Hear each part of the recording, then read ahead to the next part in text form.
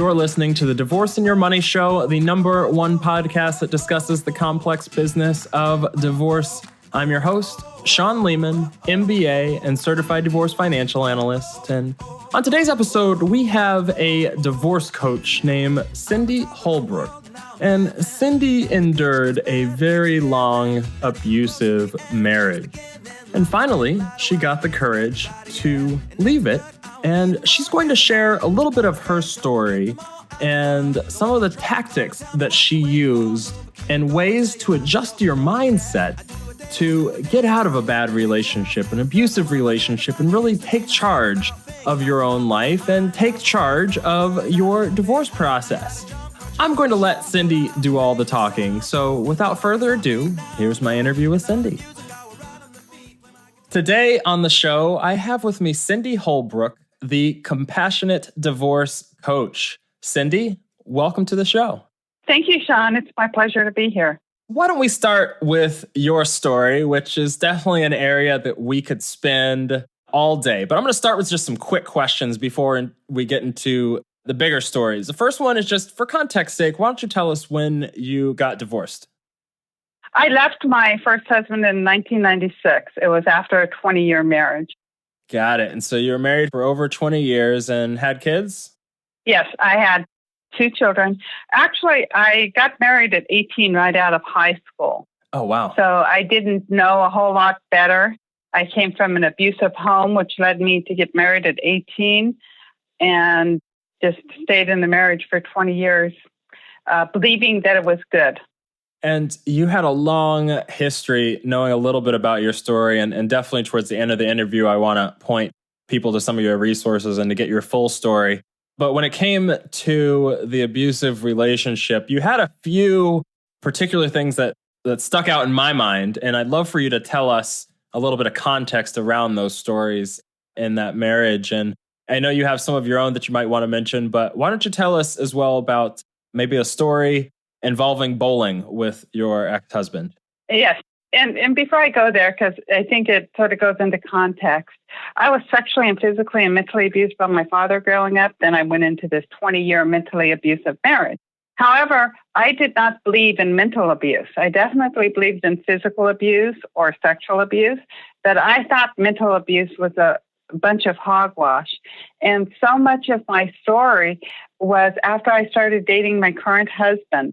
We were sitting in his truck, and we had just bought these 32-ounce sodas, and we were drinking these sodas talking, and I spilled the soda all over his truck. Mike jumped out of the truck and grabbed a rag and started cleaning it up. And I curled up into a little ball on the passenger side and started rocking and chanting, "I'm sorry, I'm sorry, I'm sorry." Mike looked at me and said, "Baby, you have nothing to be sorry about." And I started sobbing. Mike climbed up in this wet, sticky seat and sat there for 3 hours while I sobbed out so much of the mental abuse that I had endured, both as a child and being married. Because up until this point, I really didn't believe it existed. And something just triggered in me that is like, wow, I have been really mentally abused for all of my life. And it took me back, let's say, to the first story, which is the bowling story. My ex, Earl, was a very avid bowler. So we went to all these we bowled all the time, probably at the bowling alley 3, 4, or 5 times a week. And a lot of the people there knew us. And after about 2 to 3 years, this gentleman came up to me and he said, "Cindy, how are you related to Earl?" And I started laughing. I thought, "Oh, he's my husband." And the gentleman says, "Well, how come you never talk?" And I remember sort of being shocked looking at this guy going, "We talk. We even have kids together." It was really funny. But the point of that is Earl was so competitive and so focused on his bowling, I knew better than to talk to him while he was bowling. I went bowling to socialize, to have fun, to talk to everybody. I could care less what my bowling score was. But Earl was very focused on bowling, and he didn't want any of the chit-chat or anything else. So I knew that if I said anything to him while he was bowling, that I would pay hell whenever I got home. So therefore, I just didn't talk to him while I was bowling. And it was really sad that people didn't even realize we were married.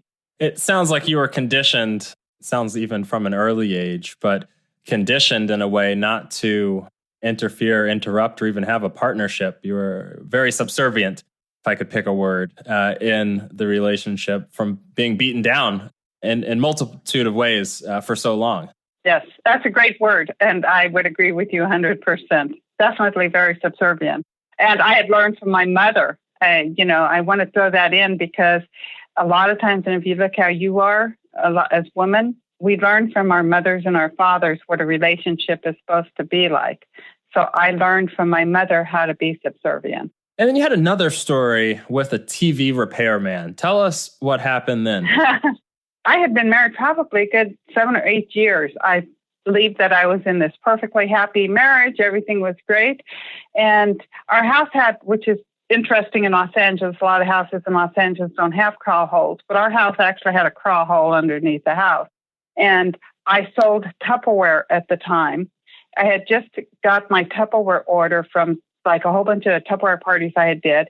And I probably had a good $1,500 worth of Tupperware strewn all over my living room floor. And the telephone repairman came and he had to go under, it was actually the telephone, not the TV repairman. The telephone repairman had to go under our house in the crawl space to fix whatever was wrong with our telephone. And Earl happened to pop by in the middle of the day from work, and he took one look at the living room and started screaming at me what a mess the house was and that I'd better have it cleaned by the time he got home from work. And a little bit later, after he left, the telephone repairman came back up and he said, "Who was here?" And I said, "Oh, that was my husband." And he looked at me, he goes, "Honey, nobody deserves to be spoken to that way." And I sort of brushed it off like, "Oh, that's just Earl." But it was really interesting, especially later on, like when I had broke down with Mike with the mental abuse, is that was definitely, as you said, I was definitely conditioned. And I made excuses for Earl, just every bit as much as an alcoholic's wife is going to make an excuse for her husband drinking. I made excuses for Earl's behavior and the way that he spoke to me. It sounds like everyone but you, in a way, knew what was going on, or at least had an inclination that things weren't right. And so how did you really start realizing yourself that this wasn't a good situation? This is definitely a position that some people can stay in their entire lives. But how did you realize that this wasn't a good relationship? This isn't the way things should be. And then ultimately that you should start taking control of your own life.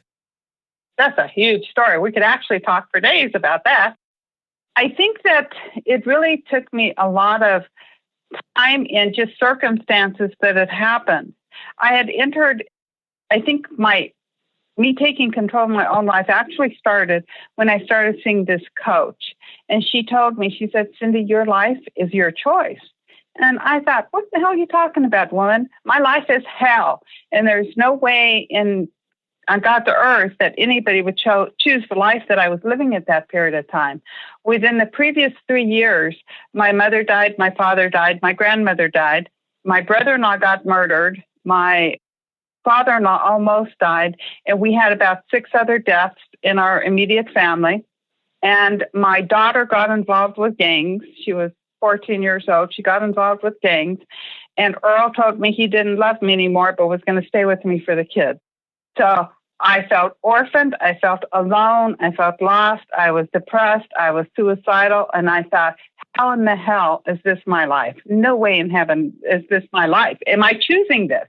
And through working with this coach, I really started to dawn on me that I couldn't control all the stuff that was happening, which was a lot for anybody to bear.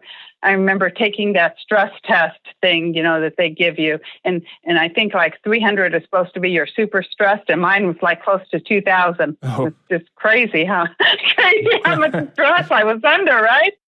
But when my coach told me this, I started to discover really that I couldn't control any of this stuff, but I did have 100% control over my mind and how I chose to react or respond to all of these other situations.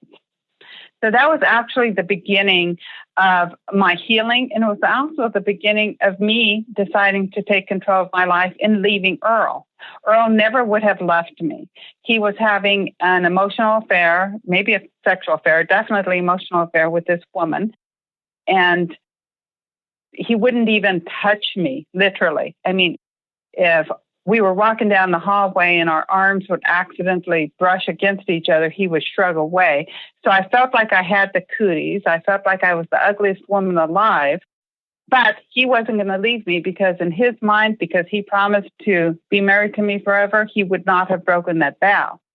A lot of people ask me, did Earl drink? No, he did not drink. He was your classic alcoholic of a child of an adult alcoholic, though, textbook. If you read anything about them, and that's who he was. You don't air your dirty laundry. And he wanted to have this, he wanted people to think that we had this perfect life, sort of like people do now on Facebook, right? Right.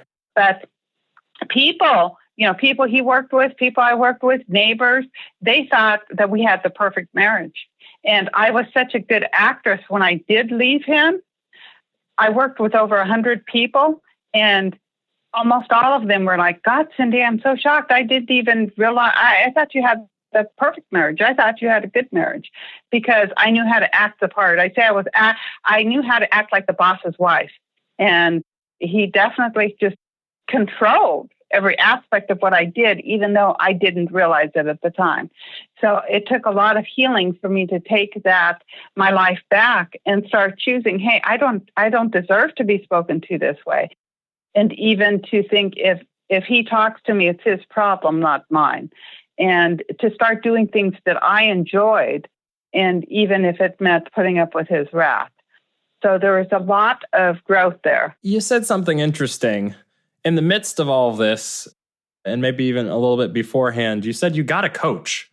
Why? What was this coach? How did you end up making that choice? It doesn't seem like a natural decision given everything else going on, but it seemed like this person was instrumental in terms of helping you get your mindset correct. Why don't you just tell us a little bit about that person, what they did, how you even came up with the idea to get a coach?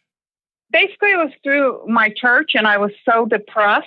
I was just very, very depressed. I had gone to a psychologist who helped me to an extent. Psychologists have their parts, but the psychologist really wasn't doing much to move me forward. And so when I got a new job and I started working, and I just really wanted to be my best more. And I didn't get a coach, quote unquote, because I wanted to get a divorce. I got a coach more or less to help me deal with the crap going on with my life, to help me deal with my daughter, who I said she was involved with the Bloods.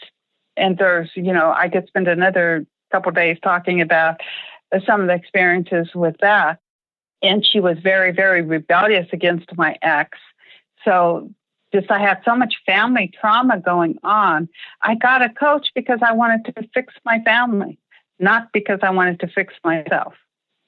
I was depressed, and I in my head, I thought, if Amy would just behave the way she's supposed to behave, if Earl would behave the way he's supposed to behave, I wouldn't be so depressed. If Earl would stop having this emotional affair, and if Amy would stop hanging out with gangs, I would be okay. And so this is why I got the coach. It was like a counselor coach, but she was very instrumental to helping me, because one of the things she would always ask me is, Earl used to threaten me. I'm just going to leave you and the kids penniless. Whenever he would get in his rampages, he would I'm going to leave you and the kids penniless. One time he was so pissed off, he said, he told me, it was sort of funny, call an attorney and tell me how much it's going to cost me to get out of this mess. But I thought, well, if you really want to leave, then you call the attorney. But it was sort of, but, he was saying these things out of anger, but still he was so used to me doing everything that, that's just where his mind went. And so I just really thought if I could fix everybody else, I would feel better. And she kept asking me, well, what would you do if Earl actually left you? Where would you live? How would you pay the bills? What if Earl didn't give you any money? How would you live? I mean, he was making 5 times more than me at the time. And I was like saying, how could I support two teenage children on my salary whenever they were used to living off of 5 times that, really 6 times that, if you included mine. So it was terrifying, but she kept asking me these questions that really got me to think about what I wanted and what I would do if the worst happened, which was really good. 2 things happened really that pushed me or gave me the confidence to leave him. The first thing is we was remodeling our house. He gave me some measurements for new kitchen cabinets, which were wrong, but it was my fault because everything was wrong. He yelled at me so much that Home Depot, they kept asking me, are you okay? Do you need us to call the cops? It was really the most uncomfortable phone conversation I'd ever had. But the guy felt so bad for me that he gave us the correct size at Home Depot's cost. Wow. Because he could hear Earl yelling at me. And so Earl told me whenever that happened, he said, I'm so tired of paying for your mistakes. You're going to pay for this. So he made me get a second job. The second job boosted my confidence anymore. And I was actually like a telemarketer. I was one of those. But I worked for these 2 gentlemen, and I don't know how I started opening up to them, but they really helped me a lot to figure out that all men didn't treat their wives the way that Earl treated me.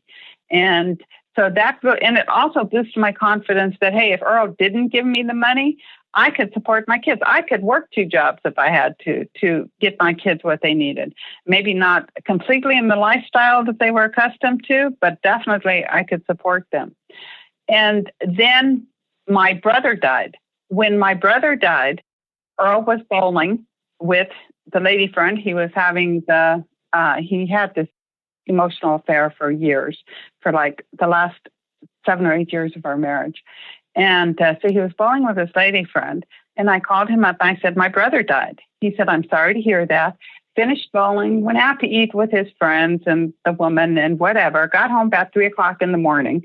My brother died at 5:30 in the evening. And I asked him if he would hold me because I'm still crying. I'm upset that my brother died. And he said, no, my arm hurts. And something in me snapped at that moment that I don't have a marriage. I have no support. All he does is yell at me. Something in me broke. And that's whenever I chose to leave. It was just the straw that broke the camel's back. Got it. And when you approach the divorce process, I don't want to talk really about who got what or that part, but how did you navigate the process from a mental perspective and kind of getting your mind right? And also, how would you kind of help other people improve their mindset going into the process so they can move forward and navigate it as successfully as they can? Well, first of all, my mindset, I was still definitely subservient, and I was used to being bullied, and I let Earl bully me a lot. He had 2 classic cars, and the first question he asked me when I told him I was leaving was, do I get to keep my cars? And I let him keep his cars. I let him keep his I let him keep a lot. I only got about half of what I was entitled to as far as alimony child support's concerned because I let him bully me. And sadly, I see a lot of women do that.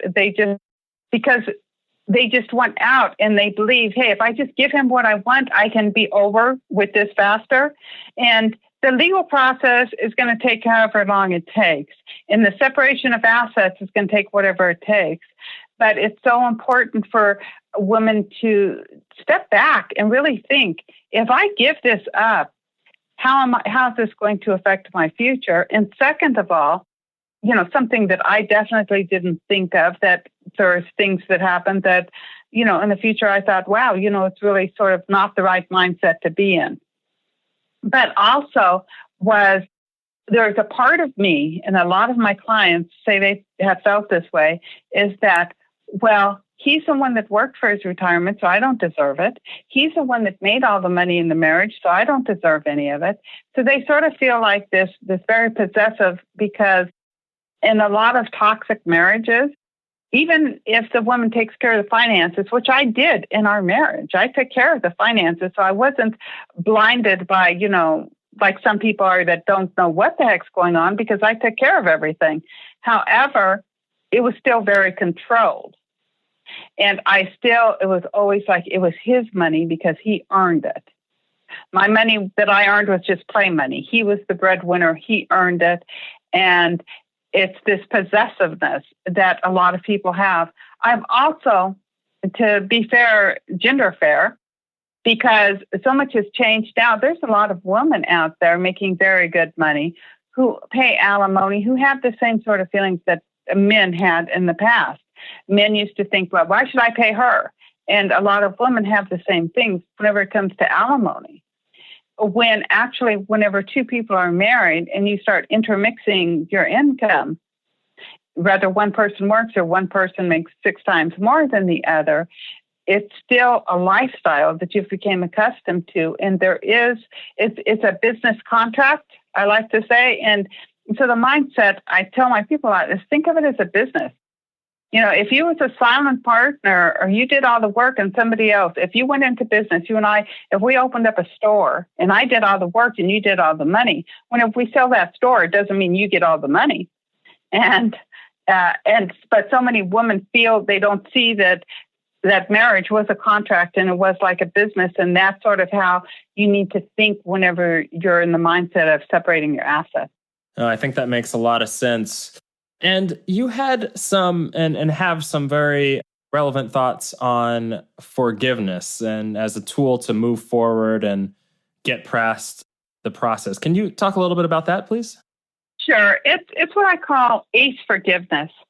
It's really important. You need to forgive so many things whenever you're going through a divorce. You need to forgive, yourself for whatever you said, your ex, for anybody else that's involved. I mean, there's a whole lot of things that need to be forgiven. And I always tell, first of all, you have to accept what happened. You can write down each instant and just accept what happened because you can't change the past. So if you're sitting there going, I should have, or if you're saying I should have, you are trying to rewrite the past, which is impossible. Or he should have, same thing, you're trying to rewrite the past. And if you're saying, why did he? You're trying to rewrite the past, or you're trying to, so there's all these things where you're not accepting it because you're trying to change the past, or you're trying to change your present circumstances by changing somebody's thoughts or behaviors of the past. So once you accept it and just say it is what it is, and you stop having an emotional charge, or you choose, the second one is to choose, because forgiveness is a choice. And it doesn't mean you don't have any feelings towards it, but you might have to choose to forgive every second of every day for a week, but every time you start getting these feelings of anger, fear, of sadness, whatever emotions are being brought up because of the circumstance you're in, just say, I choose to forgive. I choose to release him. I choose to forgive him. I choose to forgive myself. And you just need to keep talking yourself into it, basically. You make the decision that you're going to forgive, and you talk yourself into it. You keep choosing it. But the most important aspect of the ACE forgiveness is embracing yourself. If you're busy, focused on what somebody else did or didn't do, there's nobody taking care of you. So you really need to embrace yourself.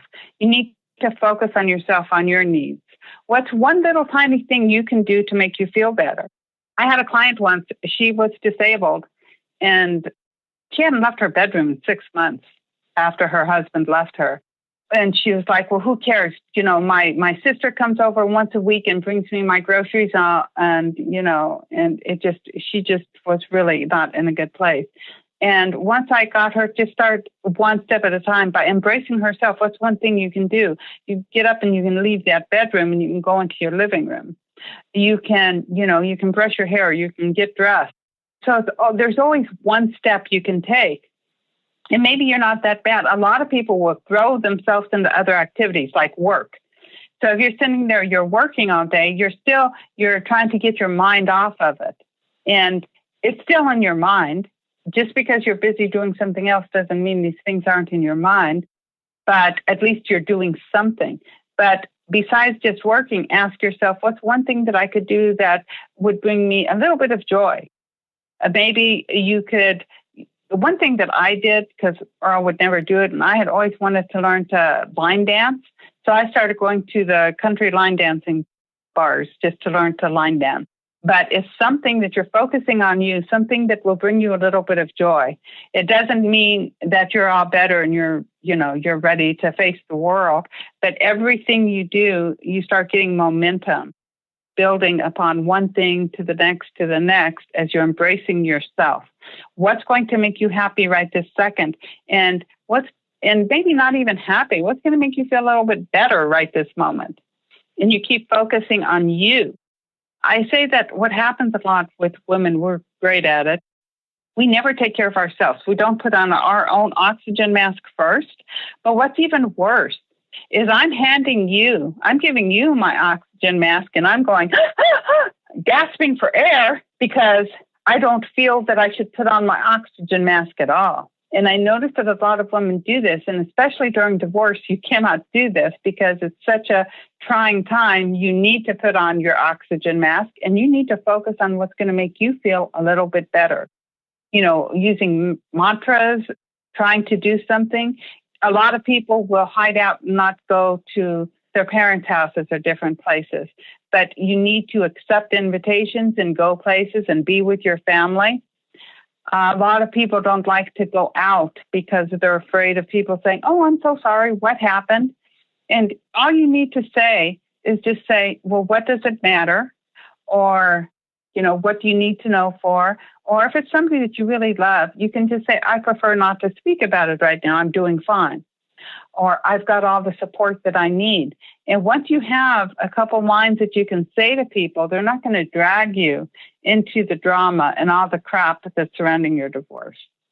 Yeah, I think that's great. And just real quickly, before we wrap up, you mentioned Mike a few times. How are things going today? You've been married for how long? Long time. We got married in 2003. So we've been married for, 14 years? 14 years. That's great. And I remember as part of your story, you had mentioned, you'd actually mentioned on this show that he treated you well. And that was one of the first times that a man had actually shown respect for you. Imagine continues definitely. to. Yes. He definitely, it's very interesting. And I tell people all the time, I would like to really be able to explain the difference between being in a toxic relationship and a non-toxic relationship. And maybe I do a better job than what I think of at times.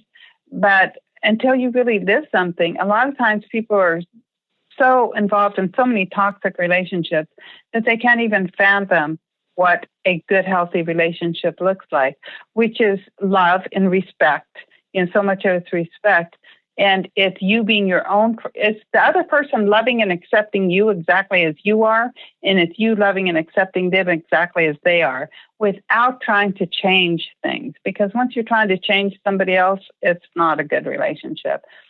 So Mike and I are still doing great. I think a lot of times, even though we started dating in 97, so even though we got married in 2003, I've been with him for almost 20 years, if you take from our first date.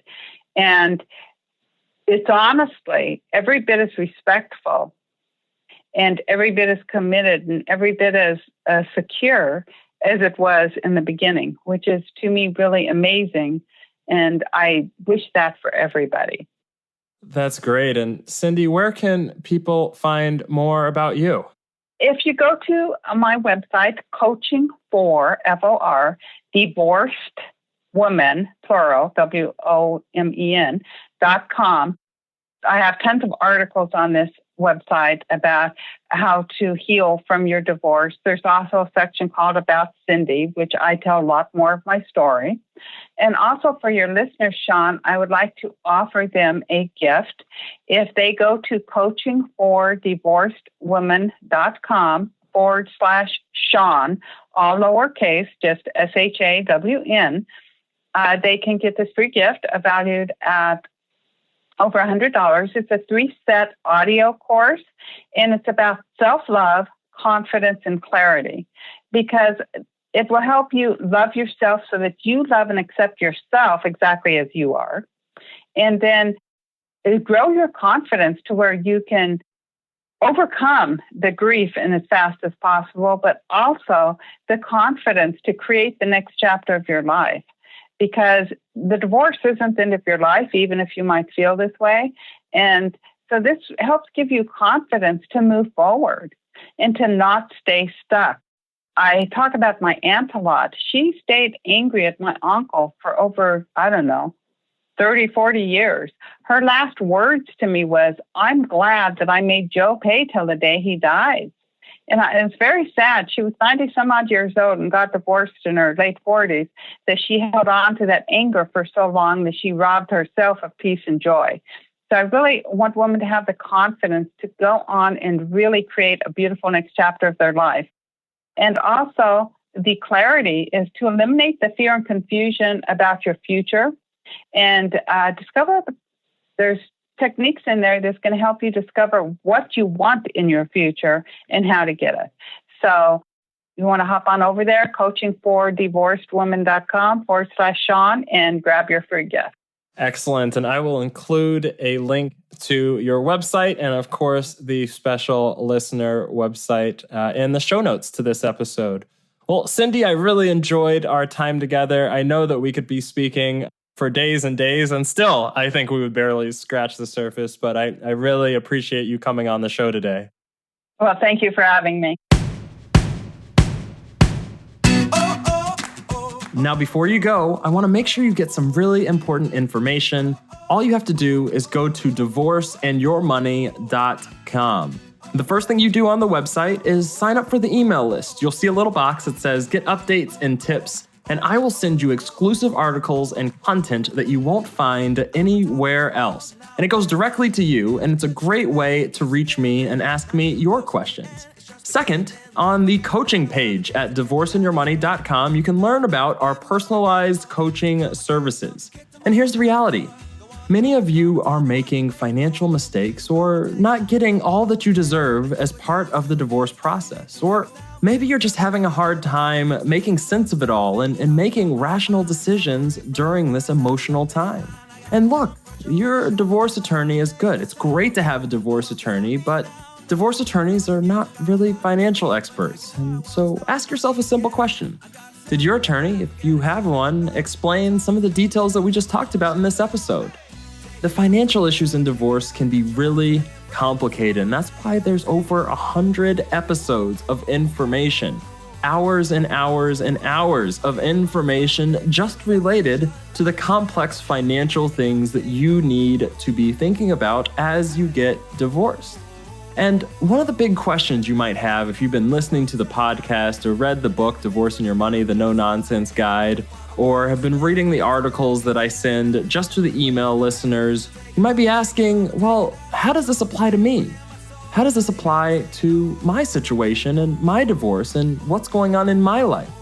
Well, the only way to really find out, and the only way I can help you in your specific situation, is through the personalized coaching sessions. And I get to work with you across the United States, from California to New York and everywhere in between, in person, by phone, and by email, depending upon what you need. And all you have to do to start getting help is go to divorceandyourmoney.com/coaching. You'll see some videos there, and you just fill out a short form, answer a few questions, and we will set up a complimentary introductory call. Here's the deal, is once you sign that divorce settlement, there's no going back. So the sooner you get help, the better. Finally, subscribe to the podcast and make sure you automatically get updates with all the new episodes that are coming out.